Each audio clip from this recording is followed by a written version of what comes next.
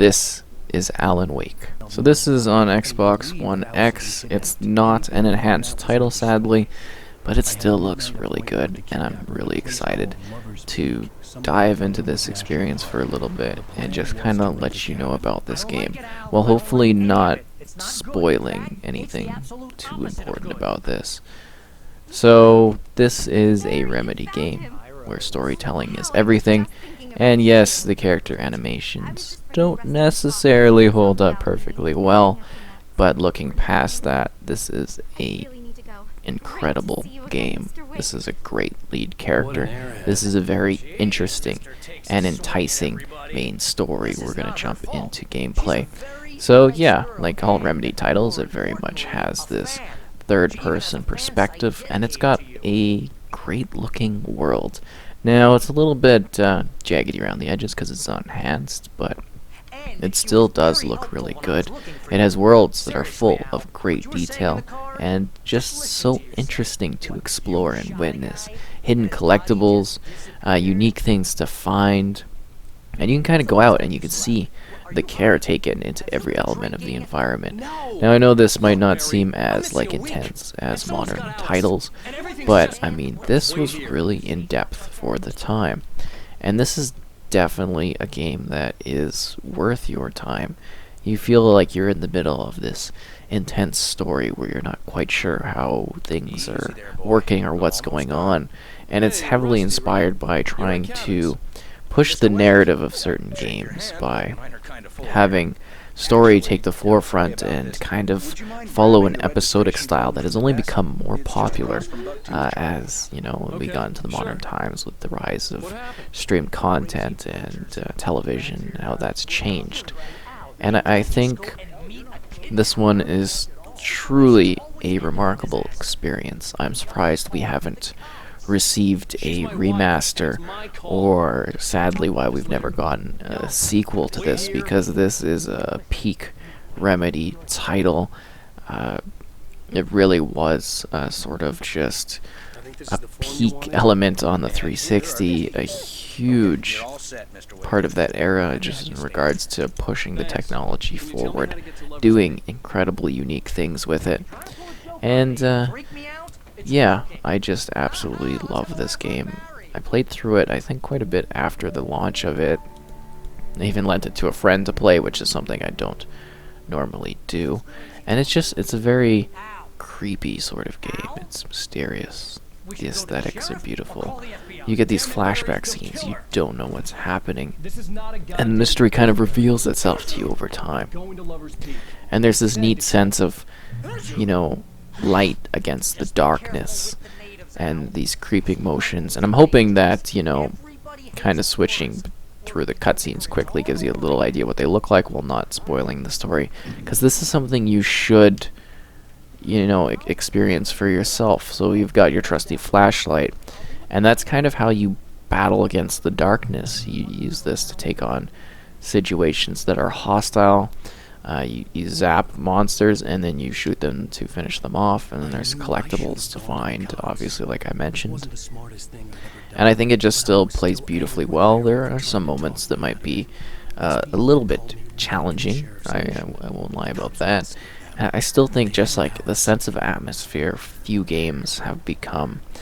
Like, this is really, I feel like quite a psychological thriller, and there's not many games that dipped into this particular genre of storytelling. And that makes it so interesting and different. And it's also kind of scary. Like, there's definitely some horror vibes in this too. And yeah, just like the sense that you can go out and you don't necessarily we're not going to turn that on because I'm assuming there's going to be some kind of weird issue. You can go out and explore things, and you're not necessarily pushed to where you're going, but this is a linear experience. Like, it's not an open world, but you get that feeling of freedom to kind of go through it at your own pace if you'd like to, with so many intense moments of darkness. And then again, like, the sense of scale, you feel like you're in a world, and that's something that not a lot of games could really do at the time. Some were, but like, just look how far the mountains go, and then this nice sense of fog around it, so you feel completely immersed. Like, there's a whole lake down there, there's a lot more to this, and it's so interesting that they were able to bring us this game at that time. And it is such a lovely title. I mean, it's so deserving of your time and your play. Even today, it holds up so well. It's so creatively done. It looks good for the time. It's got neat gameplay mechanics with the gun and the flashlight. And I'm kind of looking around just to kind of show off what the world's like, because I don't want to, really spoil things. Oh wow, okay, birds. And I mean, look at the detail in the world. Oh, and there's this whole like cinematic thing, and it's like, this otherworldly element to it. And then you can also play the American Nightmare, and that kind of mixes it up further. And even, Control at this point, it does TV things like this one did.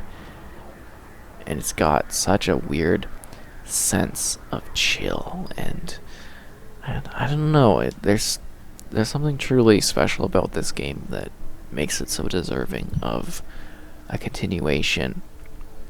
I'm shocked that they haven't, given this the remaster that it does deserve. I mean, to get it running better. I mean, it plays well, it does look good, but they could take it further, and I think it definitely is deserving of that to a large degree.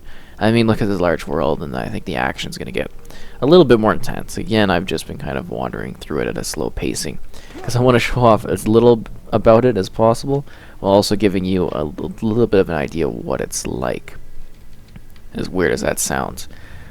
That's because this is something that you should want to experience for yourself, and you should want to feel that sense of wonder, not knowing what's going on, being blown away, being scared at the moments when you're supposed to, feeling the moments of action. There's like a cool like concert type scene, lots of darkness, lots of chills, and then there's all these like regular people that are kind of thrown into the middle of this writer's dark situations that he's stuck in, and they're just like helpless basically.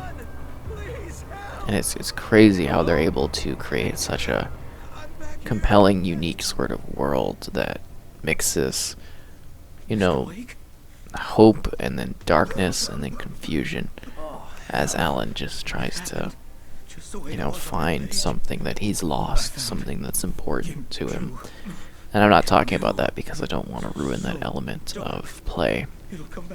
And it's so crazy to see it, like, still today. I think even these cutscenes aren't, too bad in that regard. Okay, we'll pick up his revolver. Sure, why not? And then the dog. I don't think you can pet the dog. Still a dog on the cage. And then we have the lights to get on. It's got some little elements mechanical-wise that don't necessarily lean towards combat. There is obviously combat in it. That's why we have a gun and a flashlight. You kind of like focus in and you fire away, and you got to be careful because you don't necessarily have a lot of shots. You don't necessarily have a lot of light. And you got to watch out for the darkness that is around you. And well, I mentioned he's a writer, so I mean, you kind of get the gist of why you're picking up collectibles that are manuscripts. Okay, grab the revolver ammo and the battery. Batteries are important, obviously, for the flashlight. Uh-oh.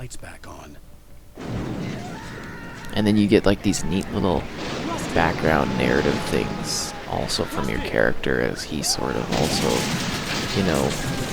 tries to understand this world that's going on and the darkness within it. Uh-oh. Things are getting twisted. And that's another element to it. It's just like the creepy sort of people. Ow! Yeah, I forgot about that. And you gotta watch out for it. You gotta keep the battery going. You gotta shoot at your targets. You gotta use the light. And you like plays into so much of what this is as you continue to explore and discover neat things within the world. And yeah, it's peak. Basically Alan Wake, it's peak Remedy style, peak Remedy storytelling, and it's so good. So if you've liked their other titles, I'm sure you'll definitely appreciate what this is and what this has to it and the difficulty in it. That can spike at points, but I mean, for the most part, it's a pretty easygoing sort of thing.